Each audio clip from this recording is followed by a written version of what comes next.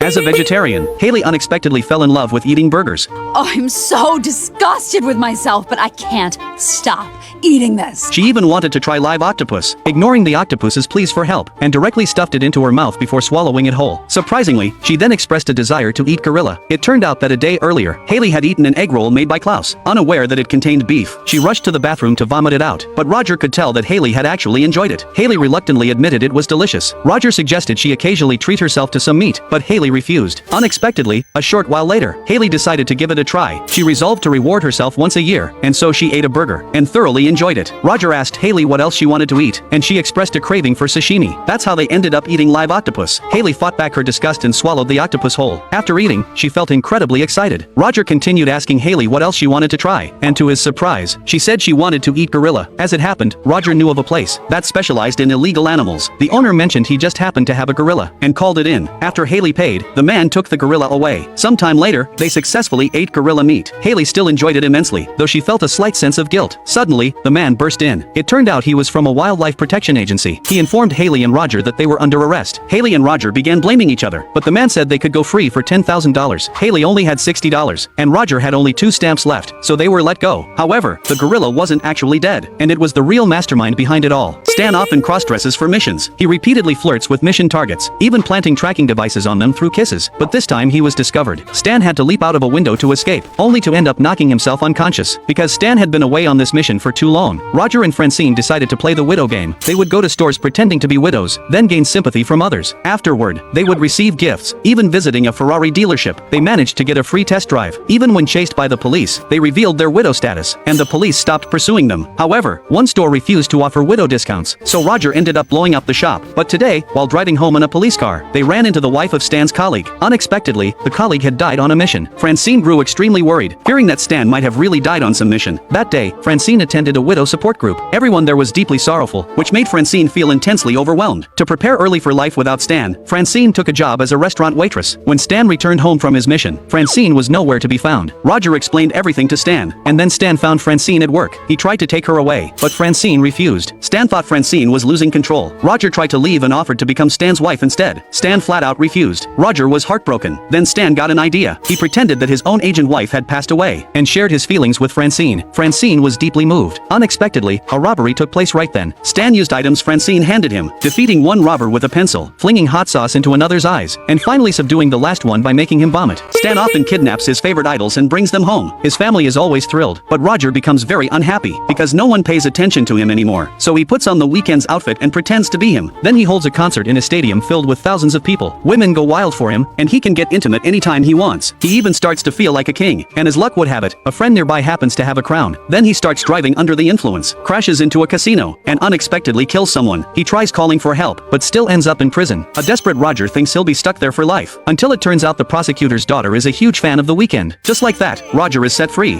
What about me? Suck it, Klaus. You're gonna die in here. Roger becomes more convinced than ever that being a celebrity means he can do anything. He decides to pick a random spot on the map to hold another concert. They fly to the chosen location, only to find it's an active volcano. Meanwhile, Klaus asks Stan for help, but Stan refuses. Francine wants to go assist, so Stan injects her with a virus. Just as Roger is planning the stage setup, the volcano erupts. A woman with him gets set on fire, then tries to put out the flames in the ocean, but gets swept away by the sea. Unexpectedly, Klaus gets pulled away by the waves too. Roger yells at them for just swimming around and having fun. Stan eventually goes to rescue them, but since Francine is too loud, he still doesn't give her the antidote. Just as Roger is about to be eaten by a lizard, a general from a warship instantly kills the lizard, and takes a photo with Roger, but Francine still hasn't been cured, and then Stan fumbles, shattering the antidote. You better finger son of a... You're joking me, my love. You killed me.